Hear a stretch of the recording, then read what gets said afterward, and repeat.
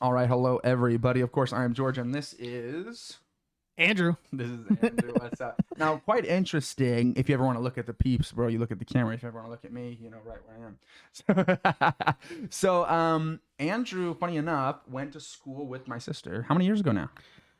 It's a minute. Jesus. It's a minute. Yeah, it's been a minute. It's Yeah. probably about like 9 years now. Yeah. 9 years. So, let's see. So I actually came to multiple of the like events that they put on there. So like, tell me, I remember like we would come and you guys would like cook food as students, but people could buy it. Yeah. I found that so interesting. Tell me about that. Yeah. So it's like our own little cafeteria. And that's always been a thing. So you've had the main, Okay. Yeah. You've had the main cafeteria where you go downstairs and you can pick like your pre-made sandwiches, bag of chips. But you guys have made them. But no, we didn't make those ones.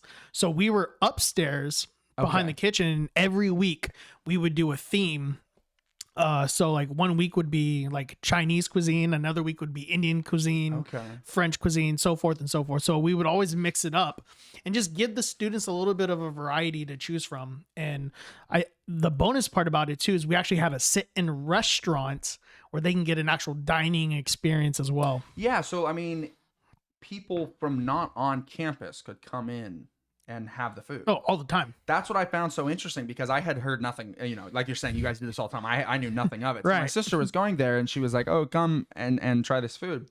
And then I found out you guys were making all of it. And I saw you a couple times for sure. Cause I remember saying like, oh, that's Andrew. Cause she knew there was a few people a little closer there. Who was it? You, Lindsay, there was a few peeps. I mean, you of course probably had your own peeps. Yeah. I mean, how many people were in the class, I guess? Oh, dude.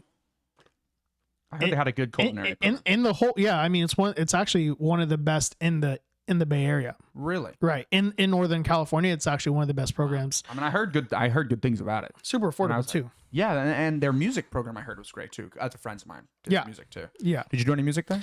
I took a couple vocal classes. Okay. And that's pretty much just the extent of it. Do you get credits for that or something? Yeah, we got credits. You know, at one point because I like to sing. Oh right? yeah, 100%. Yeah. So yeah, we were warming up. I said, "Hey, test the mic," and he was like, he started going for it, bro. He started going for it. But yeah, you get credits for those. You know, depending on whatever major you want to go into. But yeah, it all counts. What major did you do? So I actually switched my major a couple times. Okay, so how many years did you go? So it took me 5 years to get a 2-year degree. Okay. Yeah. A little smile as he said that. A little smile. We might hit on that later. I didn't do any college, so I find it interesting. So 5 years, 2-year degree. So if you switched your major, I guess what were your majors? Would be my question. Dude, I've had a couple. One of them I wanted to be a security officer / police officer. Okay. And then I wanted to be a massage therapist. Okay. And then I switched. Yeah. Then I switched to registered dietitian. Okay. That one I feel is a little more similar to like the massage, maybe a little bit. I mean, I don't know. Maybe it's a mix between a policeman and a massage therapist. Right. Physical health, internal health. Yeah. Yeah. There you go. Sort of thing. And then I switched to culinary because I found a passion. So 3 times. 4 times. 4 times. 4 times. Did you tell me them in order? Yeah. Okay. Yeah. So police officer / security. How long did you spend thinking that was going to be the thing? Not long. Okay. Not long. Because of a certain experience? Or just the classes bored me. Okay. The classes weren't doing it for you. Okay. No. So you spent a short time on that and then you moved to? And then that was the massage therapist. Okay. And how long did you think about doing that? It probably about a semester. Because I had to take a lot of biology classes. Right. Not my thing. Science. No, not your thing. Okay. Science, so not your thing. Boom. Strike one. Strike two. And then registered dietitian. I was very big on health and eating right. And then because now that one fits with then what you finally chose, which is the culinary. culinary. What the switch from the dietitian to the culinary? What was that like? Why? You know, at an early age, I had to fend for myself because as far as like cooking wise and feeding myself, sure. just because my parents were always working. Okay. So both parents working. Yeah, both parents working. So early, late, like long hours or what? I don't want to say long hours, but I mean like they were doing their thing. Yeah, they were doing their thing during summertime or during breaks. You know, we were one of those kids. Hey, at 7 years old, you're staying home. Oh, don't you dare go outside. And then how many siblings? It was just me and my twin brother, and then Okay. we would get my half siblings on every other weekend. Every other weekend. Yeah. Okay. So with that, who was the oldest one left at home alone? 'Cause 7, that's a little young. You're telling me that who was? Well, it's you me and guys my- are twins. Yeah, so we're you're the same twins. age. Yeah, so You were both just you two. yeah. We might gotta cut some. No, I'm just kidding. CPA, bro. No, I'm just kidding. I'm just kidding. So that young, you were left there during like a summertime type. Oh yeah, the Just you two. So and you didn't kill each other. You're both here. Yeah. Is the twin alive? yeah. Twin is alive. He just got married. I was the best man at his wedding. Okay, that's great. but yeah. Who's older? He's older. By 9 minutes. oh, that's a little bit. It's like sometimes it's super close. Yeah, but we're not. I tell people we're twins, but we're not really twins. He's 5'8", I'm 5'4". So Okay, so while difference. yeah, so while he was coming out of the womb, Sure. he was kicking me, and that just shortened you. that just shortened Took some me. of the height. Yeah, so Oh, that's funny. little sibling rivalry. Okay, in the no, beginning. for sure. And then so the being at home, you're saying potentially was part of this. Being at home, fending for yourself food wise, might be part of this reason for enjoying culinary. Yeah. Or is that what you were alluding to, kind of? Well, I mean, you know, it's kind of hard. You know, people ask me what got me into cooking. You know, Sure. you know, I started cooking at a young age. First thing I learned how to cook was a pot of rice and Come on. chopped up hot dogs and Okay. then slap some ketchup on it. You know how Filipinos do it. Okay, Filipinos come have to have the on, go on. ketchup. Ketchup on everything. But you know, if I wanted to go into a more spiritual route into it, Sure. my grandfather, who actually passed away before I was even born, Okay. he was Mom actually- or dad's side. dad's side. Okay, dad's side. So he was actually That's sad. yeah. So when he migrated here from the Philippines, Okay. he joined the Navy, and he was actually a Class 2 chef during World War II. Wow. Is that what he did in the army? He was the Yeah, cook. yeah. He was one of the cooks. Yeah, Wow. yeah. Okay. And how long did he do that? Do you know? I mean, no, Okay. yeah, no idea. But my parents say I get a lot of traits from him. My cooking, my But you didn't meet him. But No, they knew. They felt yeah, that. Yeah, I've never met him. Interesting. Yeah, Okay. music, cooking, everything. He was into that sort of stuff. Yeah. Okay. He used to build guitars too. Okay. Yeah. Okay. So this is an artsy guy. So what, like, I guess, obviously, I mean, you're remembering this many years later. You're commenting on it. So who told you were really like him? Did your mom know him, or was your dad telling you this on a consistent basis? They both kind of did. Okay. They both Yeah. knew him. They both knew him. Okay. Yeah. And so culinary, art, music, stuff of this nature. So you felt like, so you must have been being told that at a young age. You were being told that by your parents that you were Fairly kind of young. like this guy. Fairly young. Probably Okay. probably more towards my teens. Teens, I was gonna say. Yeah, teens. yeah, my Okay. teens when I was Yeah, getting younger into than that, you'd probably forget. So Yeah. I mean, they were telling you this. Do you feel like they wanted you to do culinary stuff, or they pushed you to it, or did you really want to do it? Like, what do you? Because some people feel pressure from parents to do this, that, the other thing. Usually, culinary is not one of those things. No, definitely not. That's not one of the pressures usually, but I'm just saying, as I'm hearing the story here, like, you're a young age. Clearly, this came to the front of your mind, like your parents were kind of mentioning this. So, tell me about that. Like, so now you're teens. I mean, not many years later, you're doing high school. Mhm. Did you start getting serious about culinary at a young age? No, in all honesty. No, okay. In, No, in all honesty, no, that was a discovery in college, really. And Okay. you know, my parents never really pressured me into any career. Anything. Okay. You know, my dad never went to college. My mom finished with a bachelor's in something. and something. And Hopefully, she knows what it is. yeah, I'm just kidding. yeah, Got but some. yeah, but I mean, she's always been a receptionist for any company that she's worked in. Okay. But none of my Multiple moves around. Right. Made it sound like okay. right, and I'm the only kid who graduated college out of all my siblings. Out of the halves, all of them. All of them. Oh, All you're of the only one that graduated. Now that's interesting. Are you the first person to No, your mom. Your mom graduated. Okay. so your Technically, mom. my mom, yeah. But yeah, so your dad did not. No. None of your siblings did. Are you the oldest? I'm the youngest. I'm the baby. The youngest. Yeah, so I always had that determination. Even out of the half siblings, Yeah. you're the youngest. Yeah, so like I've had the determination always, like I'm gonna be the first kid to graduate college. Interesting. I'm gonna be the first one. So was that? I mean, clearly it was important to you, and it should be. I'm not asking like, was that important to you? That was important to you. Right. What made you want to do it if no one else did? By the way, none of my siblings did any.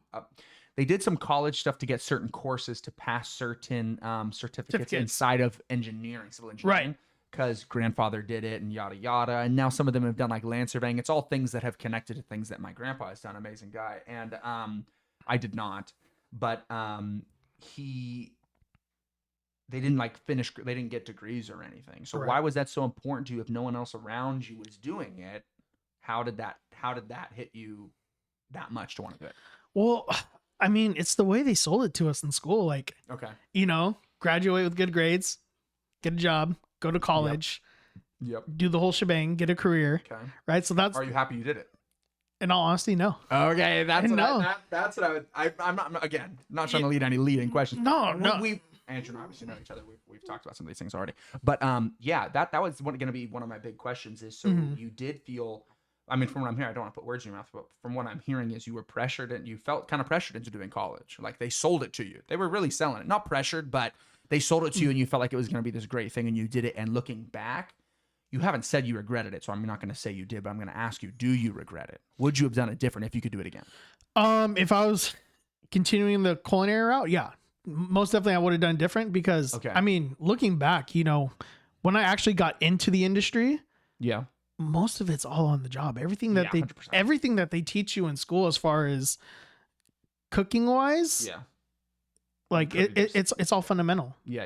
You like, just learned it. You know, they don't teach you the administration stuff, like how to food costs, how to manage a team. So like business, they in that school you weren't learning the business aspects. No, they didn't teach any of that. No, it was just cooking. I mean, Maybe there are some classes, but as a young cook, you just want to get in there and cook. Oh, I so see. So again, it's on me as well. Like on how much I really take it in. But okay, so that's fair. But so you're saying they did kind of offer it, but they didn't stress it enough. They should have stressed it more. Exactly. Okay, so do you feel like a lot of people? I mean, you probably have some friends and obviously some people that you know. So did other people have that sentiment that they felt like it wasn't? It could have focused more on ABC, you know, whatever. And tell me if anyone else that was there in that scenario with you has a similar feeling. Oh, most definitely. Like I have a lot of friends in the field still, and just they tell me is like, dude, I'm tired of being a line cook. Dude, like, is that usually the first thing you do after getting out of a culinary school type thing? Really, just depends. Oh, okay. But a lot of the people that you know did line cooks. Yeah. Okay. You start off as a line cook, and then of course you work your way up, and then, but even the sous chefs, like, you're focused on managing the team. You're not really learning. Cooking. You're not. I know. I mean, well, I mean, you do cook. I mean, sous chefs, you still do a lot of cooking because if someone calls out, you're on the line, right? But you wouldn't be on the line if someone didn't call out. Is the sous chef's first job is making everyone finding other people to do the cooking? Yeah, it's managing. It's more about delegating, managing. But again, the importance if you want to be a chef and you want to be a business owner in the future, you want to own a restaurant, you need to learn all the administration stuff. Oh, dude, 100%. No one talks about that stuff enough. No. I mean, like I do music, and now I basically just manage my people's times, get money from people, and move it around. Like I can still teach, and so funny that you say the sous chef. You know, I just went. One of my teachers couldn't make it, and I just went and taught. And I was like, oh, I can teach all this stuff. I can just show up if I need to, but I don't usually have the time. But I did that day. But I've thought about just quitting all my other stuff and just becoming like the backup for my own company at some point. Exactly. and I think the loaded thing is people think that the more you are in as far as pedigree, if you're an executive chef, if you're a chef de cuisine or whatever, and you're up there, they think you're doing all the cooking. Well, it's actually like the more higher up you do, more managing, the less cooking you do. And is that annoying? No. Is it annoying to you? No, I mean, I've always been entrepreneurial minded. So, so you like the business side. I like the business side. So you are also maybe bent a little bit more towards wanting to learn business than maybe some of the other people. Of course. Oh, okay. Of course. Like I love to cook. I mean, do you want to open a restaurant? You know, or I mean, a restaurant. I don't know. Like, what do you want to do inside? You're sitting here saying you're into business in general and culinary. So do you have an idea of opening some sort of restaurant, food truck, something? Food truck, yeah. I Okay. mean, as far as brick and mortar goes, there's just so much so that goes hard, into bro. it, and it's so taxing. It's so difficult. Like you watch the stuff with like, Gordon Ramsay or whatever, and it's like 1 in 3 close in like the first couple years. It's like insane. It's like most don't make it. Or it's like 2 No. in 3 close. 1 out of 3 makes it or something. It's an insane number. It's You probably- because they don't know the administrative side of things, right? No, definitely. They think they're just gonna get to cook all the time, and then it Exactly. turns out it's a lot of Yeah, and then- marketing. Yeah. Huge. And Restaurants marketing. I mean, Right. come on. And then you have all these celebrities who Yeah. want to open up restaurants, but a lot of Yeah. them fail. They do. A ton of them fail. Mm. So I mean, we've just been talking, and that's what I had him like pick an outline, and now we haven't even mentioned it. So I'll at least look at it here a little bit. So Right. the title for this was going to be, and might still be, The Power of Reflection: Learning from Setbacks and Successes Alike. So I have some questions in here. I might jump around, hit a couple. We've hit on a couple of initial things already. So Yep. Shoot. if I was gonna pick one of these questions, let me read a few. We have a bunch. We kind of hit that one. How did your experience in culinary school shape your initial passion for culinary arts? We hit a lot of that. Mhm. Reflect on a specific setback or challenge you faced in your culinary career. How did you handle it, and what did you learn from the experience? So reflecting on a setback. So power of reflection, learning from setbacks. So we're hitting on the setbacks first. Tell me about some sort of setback that you remember specifically in the culinary type setting, since that's what you spend a lot of your time doing. And let me hear about that. Dude, it's hard. So many came to mind. No, it's so true. It's so many came to mind, and it's Oh, hard. really? Okay, Yeah, it's okay. hard to pick because Okay. every day during service, you're in the battlefield. Okay. You're in the battlefield. School. Now, actually, we didn't hit, and I hate to interrupt, but did you start working in culinary after school? Did you have culinary jobs? Actually, I started working probably a little bit towards the ending of schooling. I was still going to school And doing culinary. and working at a restaurant. Okay, so Yeah. is this setback that you're talking about when you said, because you were talking about how you cooked in the school, when you were talking about the setbacks and being on the battlefield, was that the job or the school? Oh no, job, 100%. Okay, cool. Okay. Okay, I wanted to set the stage. So you started working in culinary. Where'd you Yeah. work? Where'd you work? First restaurant I worked at, it was If you want to share. it was a Russian restaurant in Walnut Creek. It's called Babushka. Okay. Oh, what a great name. Yeah. So Babushka, come on. So I learned how to make Russian food, and Okay, so it's a battlefield. I wouldn't say that restaurant in particular. That was Okay. like a lot of stepping stones and learning and growing. Okay. I would say the biggest stepping stone as far as like battlefield goes, in Okay. the trenches, in the Okay, weeds, Come on. was probably the last restaurant I worked at in San Francisco. Okay, so that Right. was difficult. Yeah, very difficult. The restaurant name was called Coxcomb. Okay. It was in San Francisco. It was Yeah, you've told me something about this one before. This Yeah. one, you've told me some cool dishes and some really fun stuff, but also, I yeah. guess, battlefield. yeah, it's a battlefield. You know, it was a celebrity chef restaurant, and we were busy almost All the time. all the time. 7 days a week open. Six. Yeah, What day were they closed? Sunday. Oh, closed Sunday. A lot of restaurants like to be open Sunday. No, we were closed on Sundays. Okay. Because usually they close a random day, like a Tuesday or something.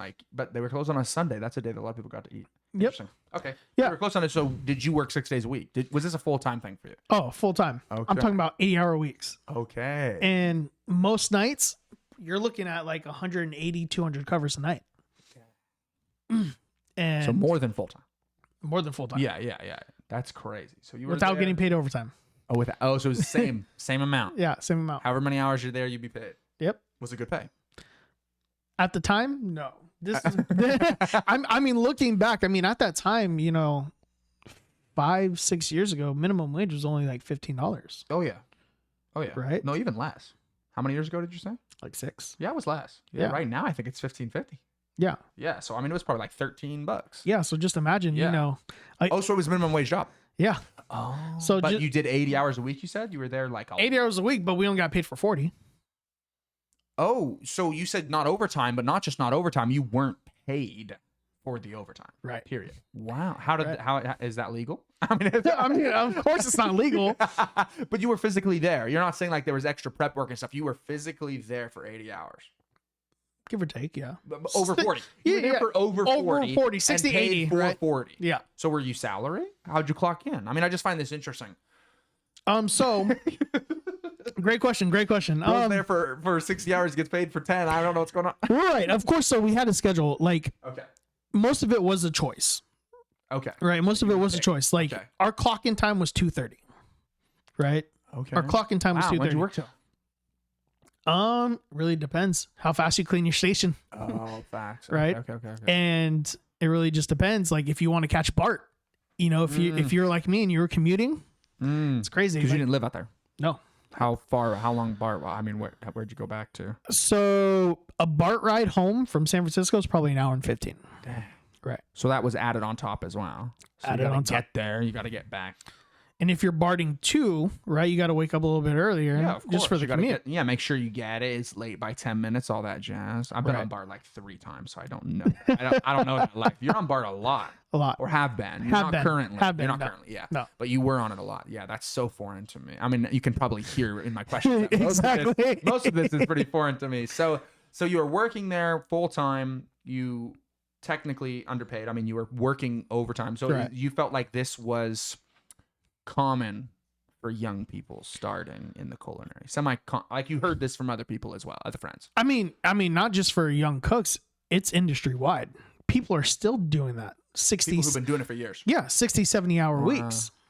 Right. And it's crazy. A lot of them are on salary, but The salary doesn't really match the amount of time. yeah, it's definitely a lifestyle. And, you know, people look at cooking and they look at, you know, all the TV shows that they see on Food Network, yeah, 100%. and they Yeah, see the something like glitz and glamour, but it's actually, it's very difficult. yeah. Well, it's so interesting because I would just go to a restaurant.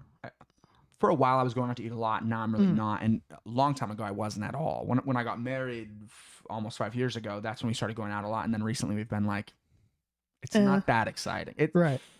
Yes, here and there, yada yada, but it gets to be the same. Anyway, I would go into a restaurant. And I'm sitting there, and there's 5, 6, 7 cooks in the back. You know what I'm saying? Like you could see them. Certain restaurants, you can see them. You know, Right. they're back there cooking. And I'd look around. There's like 5 or 6 people eating, bro. We're eating at a normal time. This Right. is 6, 7 o'clock. This isn't, this. I didn't go there at 2, and no, nobody's here. But I'm looking around, and then how I think, I was like, the lights are on. Those ovens taking a lot of either gas or electricity. Right. All those cooks back there at least are being paid minimum, and I would hope they're being paid more, but the least they're being paid is minimum, and there's Right. 5 or 6 of them. And then I looked at how much my dish was. It was $12 a few years back. Now you go, it's like 25. But Yeah. it's $12, and I said they're losing money hand over fist. They are losing money hand over fist. I am eating for free. And the reason why there's so many cooks, it's in anticipation you get a rush. And then if you don't, you just had to pay those like Prep for the next day. It's such a difficult industry. There's no question. So I difficult. guess, I mean, so to hit more on the question specifically, I guess, did you feel like working that many hours, getting paid what you were getting paid, was that a setback? Was that job a setback? I mean, definitely burns you out. I don't think that was a Not setback. the whole thing was a setback. I don't think that was a setback. okay, I think the setback is how you prepare yourself for the day. Okay. Right? Because if Okay. you're doing 180, 200 covers, Right. right? And you have What does that mean? 180, 200? I don't know what that means. so people butts in seats. So Okay. one cover is one butt in a seat.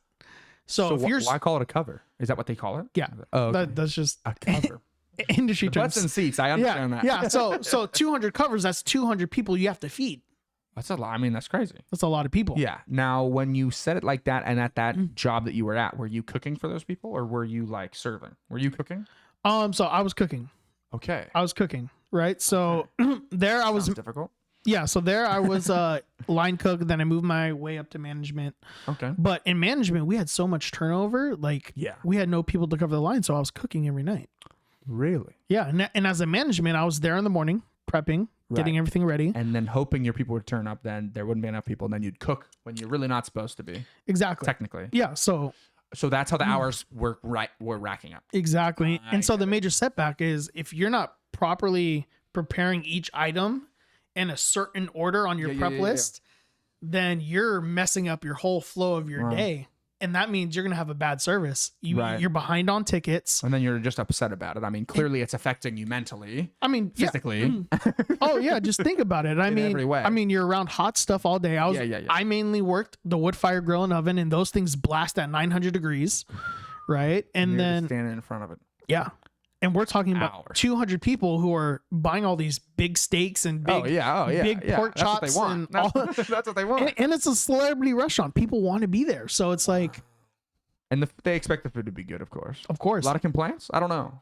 You back there cooking, people sending stuff back? How does that work? I mean, you get that every now and then, but I mean, for the restaurant that it was, yeah, you have to be at a certain pedigree. Like, we're already supposed to be good, so it was going pretty good. Yeah, before it even leaves what they call the pass, Okay. right? Oh, that's when it comes from like the so the chefs to the so okay. you know the last little look over through before it gets sent to the customer, like it needs to already be good. Yeah. Okay. So you're all ready. So there's a last line of defense before it hits the table. Okay. So the people that are there working are already expected to be at a certain level. It's a celebrity chef, right? Like this. Right. Okay. Of course. So so the setback you were saying was more of like a day-to-day thing. You do look back and are happy that you worked there.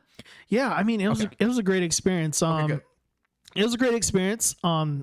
Although there is a lot of toxicity in the restaurants, and I mean that's what you hear. I wouldn't know. Yeah, but you do hear that. Yeah, I mean, and the major setbacks. There's a lot of mental issues that you face personally, like if you're not mentally strong, and for some people they fall into the habits of drinking a lot, drugs, and plus you're at lack of sleep is super late hours, and for a lot of people early as well because you have to do all that prep. Some people are like, oh, this restaurant doesn't open until dinner, but they've been there for hours. They've been there for hours, and they'd be cleaning at night. Exactly. They got to prepare the night crew. Exactly. Screwing everything up. No. Yeah.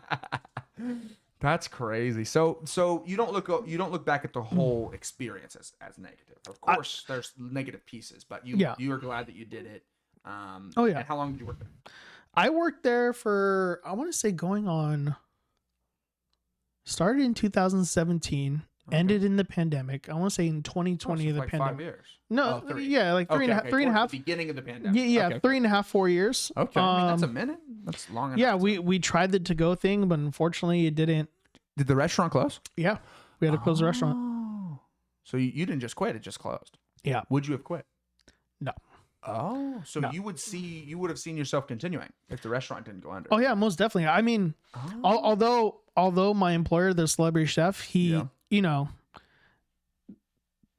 there are some things as a boss that are said to you and sure rub you the wrong way, but Sure. he was a great mentor. Was he cool? He was a great mentor, great guy. Okay, well, that's good. Big family man, very knowledgeable about food, and so learned a lot from him. He was there. Yeah. Some celebrity chef restaurant that aren't there. He was there. Yeah, but I mean, although the things that may have said like negatively, Sure. he did it out of a pure way that out of a pure heart. Okay. He wanted to push you to be your best. progress and do Yeah, better. yeah, So you so- see him as a mentor. That's cool. Yeah, so full disclaimer, Yeah. right? He's not a bad guy. don't worry. We're not dissing He the is restaurant. he's a great guy. I love the man to death. Good. Do you still know him at all? Do you still any interaction or not? I mean, not really. I Does mean, he have other restaurants?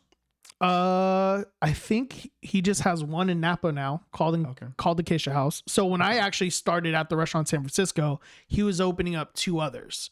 And the pandemic hit him pretty hard, as it did a lot of people. Yeah. So in the time that I was with him, he opened up 3 restaurants. The one in Napa, one in Portland, Oregon, which was our sister restaurant. It was very similar. Okay. And then he opened up an Italian restaurant in Texas.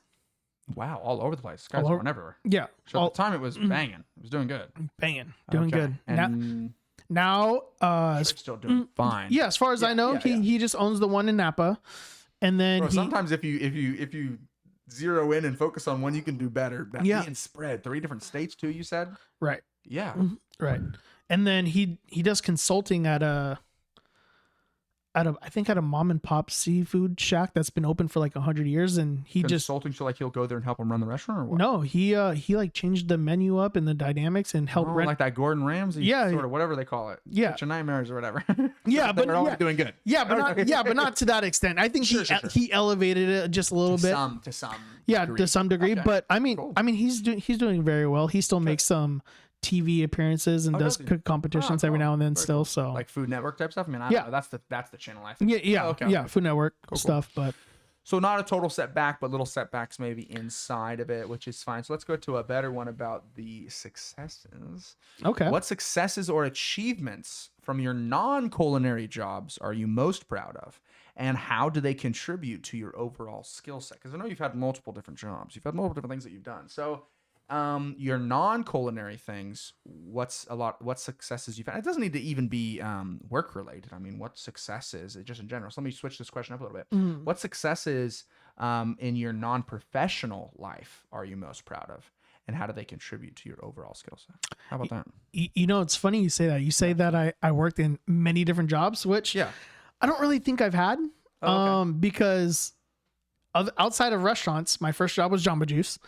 So the restaurant right? I didn't know you worked at Jamba Juice. Okay, so that's food related. And then post pandemic, you know, when I left the industry, now it's been finance, and then I've done like a security job. And so you didn't do culinary after that restaurant closed. You haven't done it since. I mean, I do. Well, you cook and stuff, but you haven't worked professionally, or have you? Professionally, I mean, yes and no. Like people will still request like bake orders from me, or like private date night dinners. Why not grow that? Why not expand that? So that's that's actually one of the goals. So like I want to make it more legit and advertise it more. And what's it called? Not sure yet. Not sure yet. It's we're at the still in the works. Stages. Yeah, at the beginning stages, like you know, so like a personal chef, or more broad than that, not working for one family or one person. More broad. Like whenever I think of what you just said there, the first thing that comes to mind, I know you said date nights and stuff, but I think of like meal prep.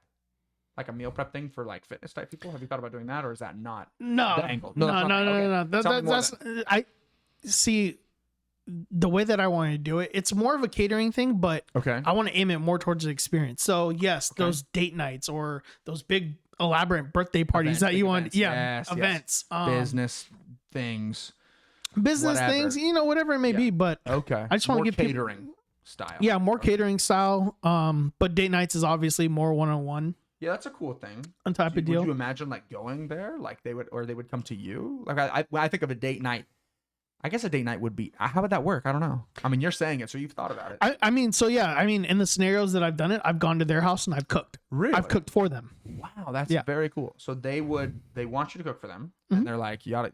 Friends of yours, or did you market it at all? Were they people you didn't know, or were they people that you know? Okay, so people that you knew. Friends, colleagues. Okay, so they're like, yo, Andrew, you're a great cook. Come over here. We're at the date night, and you're in there cooking a 3, 4, 5 course meal. Yeah.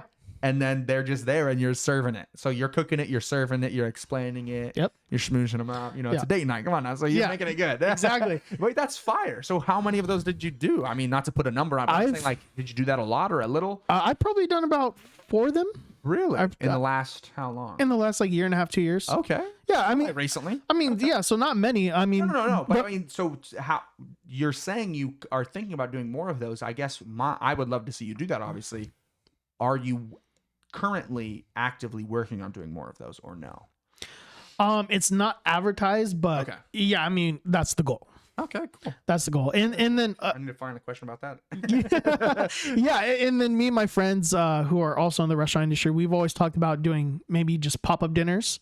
So pop-up stuff is cool, and like food trucks. Yeah, so we were thinking like maybe a 10-12 course menu, small bites. And then my favorite, by the way. Yeah, and I would much rather have a bunch of different things. Yeah, small bites, you get it, and you move. I love that. That's right. a good idea. And then just only limit it to like 10 to 12 people. Something small, something intimate. Where could you do that? Are there those rent out kitchen things? Yeah, I mean, we can rent out kitchens. Someone could host it. Someone can host it at someone's house, and they could pay you and then make them pay per head and then make money. Yeah. You make money. The person that has the house makes. They get rent. Okay, so what's stopping you from doing more of this? I mean, I'm not sure. Again, I'm not trying to say like you're not doing it, but as part of the questions of why I like doing this. I mean, I always come from a business standpoint. That's just how I am. If you're wanting to do more, if that's the goal in the future, what's stopping you from doing it now? And what's the first step you could take? Capital. Okay, money. It's money. I got some. No, Andrew and I have talked about some of that, and I would still love to talk more about it as well. I know we talked food truck. That's probably what we spent the most time talking about. But I find this other one quite interesting. I feel like the food truck is an issue of needing more capital up front and also needing to be paying stuff consistently. This type of an event, we could just do marketing. It's a one-off. Yeah. You don't spend any money. You don't spend much money. No. You don't spend much money until you get paid. And those are the best ones, bro. Right. You get the money up front. Like that's a lot of the type of stuff that I do.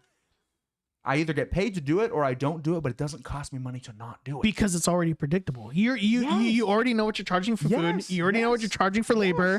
So why aren't you doing one tomorrow? Like, come on now. I want to see that. That'd be very cool. We'll talk more about that. I like that. I like that.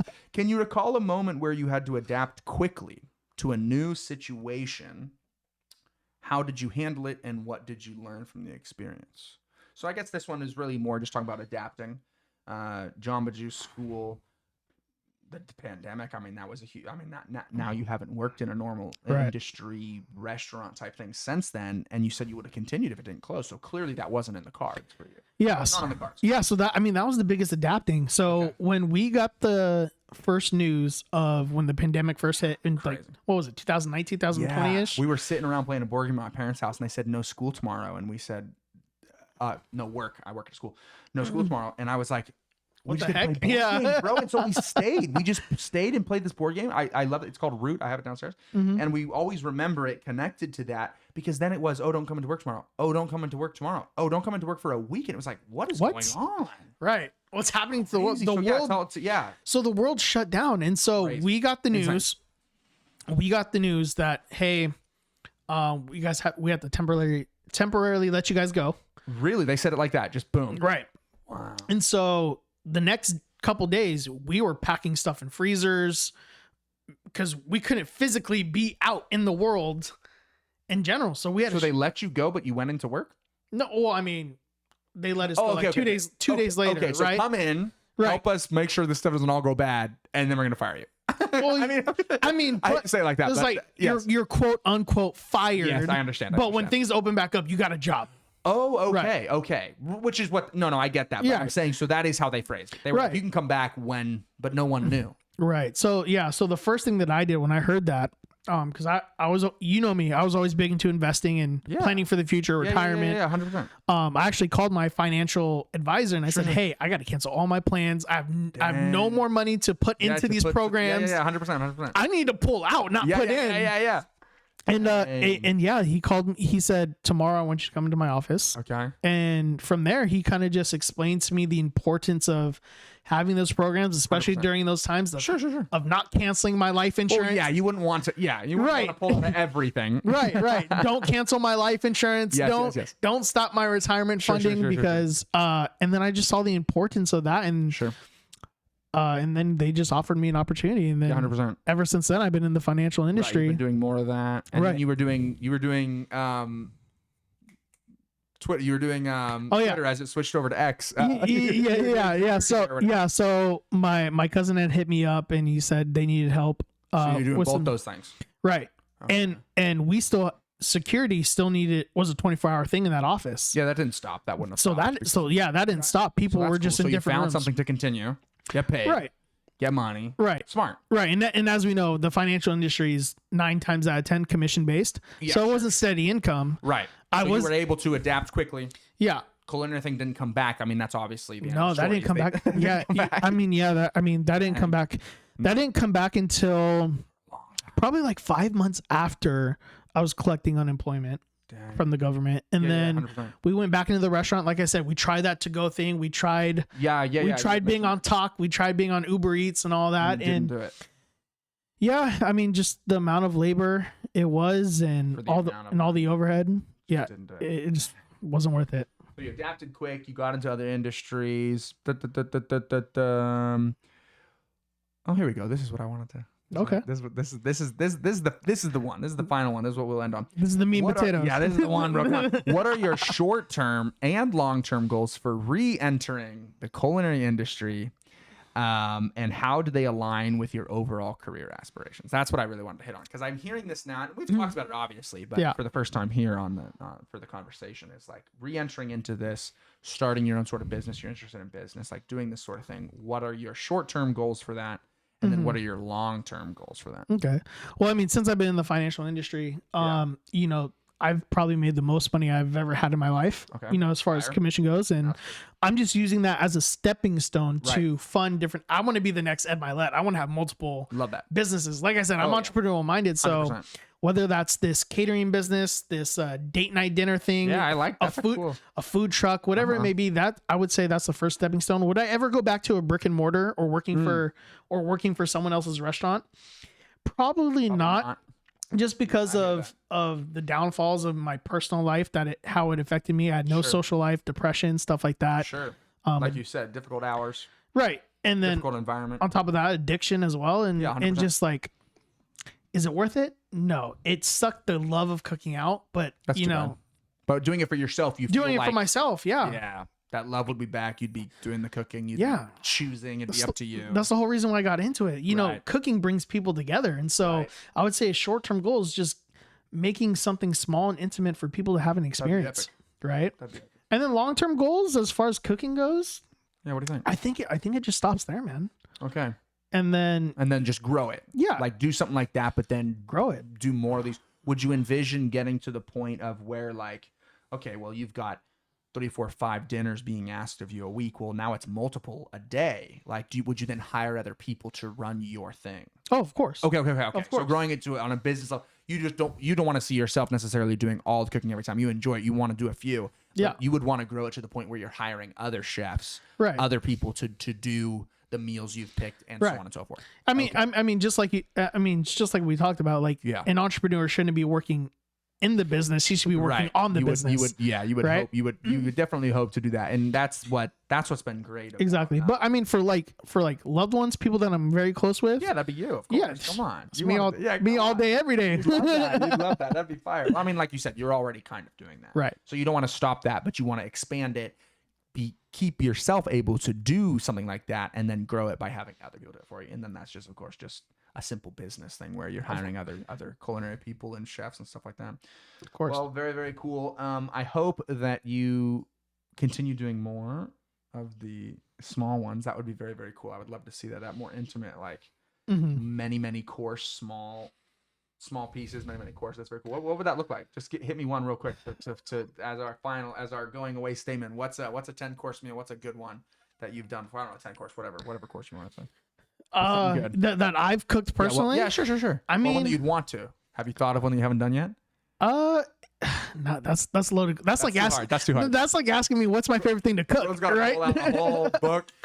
Okay, then tell me when you did. I think the people want to know. I think George and Esther need to book me to find out. Come on, we got a book one. Okay.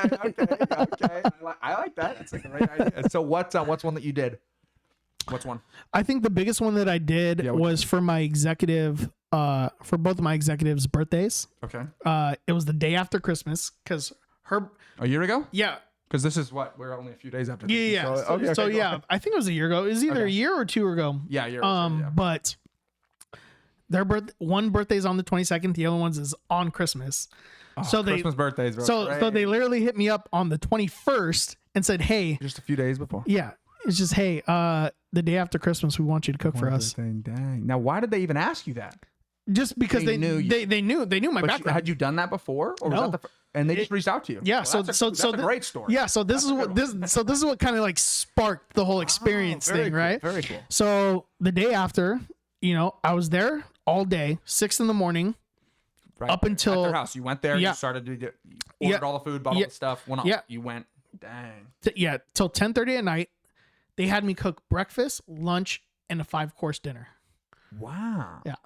And so you did the breakfast, you prepped it, and right when the breakfast was over, you were prepping for the lunch. Oh, yeah. And it took you multiple hours, as it would, to prepare that. So you were working the whole day. Working the whole day. Dang. What'd they pay you, bro? What'd they pay you? You tell me. No. I was trying to make sure it's not too much when I get him to do it, but you know what I'm saying? No, if you want to know prices, you can book me at. I'm just kidding. www. No, I'm just kidding. So what'd you cook them? Or I don't know how. They just wanted some basic stuff. So for breakfast, I think I just did bacon, eggs, potatoes. Oh, come on. Toast. That ain't basic, bro. That's called breakfast. That's breakfast. That's that good. That's good breakfast. Come on. And then lunch, I was a little creative. I did like shrimp and like Korean style ground beef, Oh, I love shrimp. lettuce wraps, Oh, and then they wanted margaritas, protein. so I bartended too. okay. Oh, I was Um, back there shaking the yeah, balls. Come on, dude. I was doing it all, and then Dang. for dinner, what was it? I think I started them off with a salad, and then I did a pasta course, and then Okay. I did Yeah, like because you said how many course dinner? 5 course. 5. So And so first Pasta. course salad, salad, of course. second course pasta, Pasta. a stuffed pasta that I made from scratch. Wow. Pasta you made from scratch. Yeah. Wow. Third was, I think it was like some kind of like chicken dish because they wanted chicken as their entree. Okay. And then 2 desserts, Wow. like a fruity dessert, and yeah, then and like then like a chocolatey, it- probably. yeah, Like a just super. kill them with the chocolate. Yeah, dude. Dang. Well, that's epic. So I guess I'll have to decide a time when we're getting you to come Right. through here, bro, to cook us up, man. All right, guys. So again, this is Andrew. Of course, you guys know me. I'm George, and we were kind of hitting on some culinary stuff and the power of reflection, learning from setbacks and successes alike. See you guys next time.